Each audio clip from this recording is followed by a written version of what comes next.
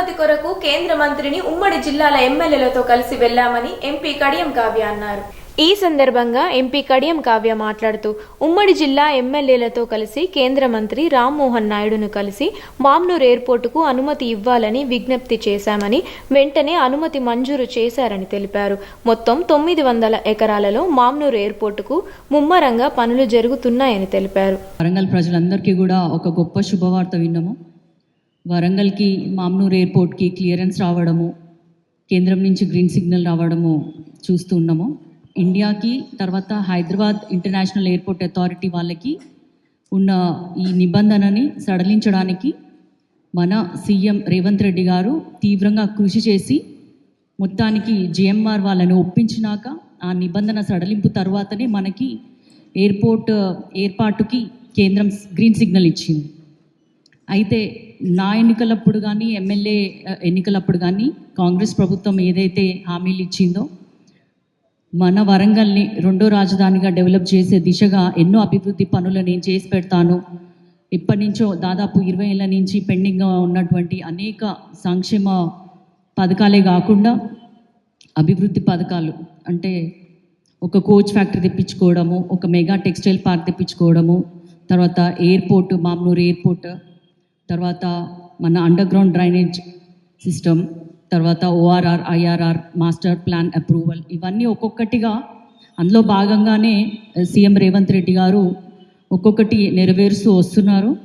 దానికి అనుగుణంగానే మొన్న 3 నెలల కింద 6,000 కోట్లు మన వరంగల్ జిల్లా అభివృద్ధికి ఇవ్వడం జరిగింది. అయితే మనం చూస్తున్నాము ఇప్పుడు గత 2 రోజుల నుంచి మేమంటే మేము తీసుకొచ్చినాము అని బీఆర్ఎస్ బీజేపీ ఏదైతే చెప్తుందో ఒక క్వశ్చన్ మా వరంగల్ వెస్ట్ ఎమ్మెల్యే గారు అడిగింది, మేమందరం అడుగుతుంది ఏంటంటే మరి 10 ఏళ్లలో ఒక చిన్న ఎన్ఓసి కూడా మీరు ఎందుకు తీసుకురాలేకపోయినారు?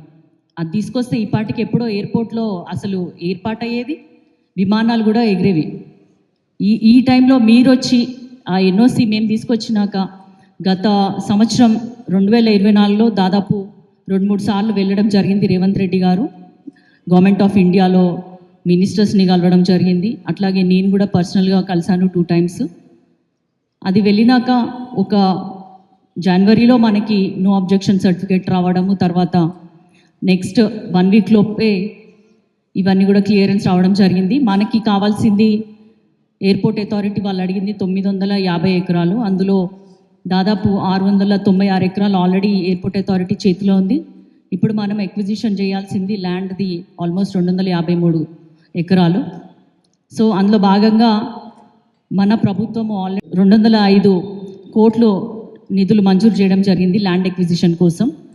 అయితే మొన్న జరిగిన రివ్యూ మీటింగ్లో కూడా సీఎం రేవంత్ రెడ్డి గారు మేమందరం ఉన్నాము అధికారులతో సహా. అందులో ఆయన ఏమంటారంటే వరంగల్కి ఈ ఎయిర్పోర్ట్ జస్ట్ ఎయిర్పోర్ట్ లెక్కని కాకుండా ఒక shopping complex, malls, market area, business area, పిల్లల కోసం ఒక రిక్రియేషన్, ఒక హ్యాపెనింగ్ ప్లేస్ లాగా ఉండాలి. వరంగల్కి అలాంటి ప్లేస్ లేదు కాబట్టి ఒక ఎంటర్టైన్మెంట్ ఏరియాలో కూడా మనం డెవలప్ చేసుకున్నట్టయితే బిజినెస్తో పాటు చాలామందికి ఉపాధి లభిస్తుంది. అట్లాగే ఎయిర్పోర్ట్ కూడా చాలా సక్సెస్ఫుల్గా రన్ అవుతుంది అని చెప్పడం జరిగింది. ఇప్పుడు మన దగ్గర ఉన్న ప్రస్తుత ల్యాండ్తో చిన్న ఎయిర్ క్రాఫ్ట్స్ రన్ చేసుకోవచ్చు, కానీ అది కాదు, మనం కార్గోస్ రన్ చేసుకోవాలి. ఎందుకంటే మనకి already Kakatiya mega textile park ఉంది, దానికి కావాల్సిన బిజినెస్ మనకి వేరే దేశాల నుంచి వస్తుంది కాబట్టి వాళ్ళు కేవలం మాకు ఒక ఎయిర్పోర్ట్ ఫెసిలిటీ కల్పించండి అని కోరడంతో సీఎం రేవంత్ రెడ్డి గారు తెలంగాణలో వరంగల్ని చాలా అత్యంత వేగంగా అభివృద్ధి చెందాలి అన్న ఆలోచనతోటి దానికోసము ప్రయత్నించినారు, సక్సెస్ఫుల్ అయినారు. ఇదే కాకుండా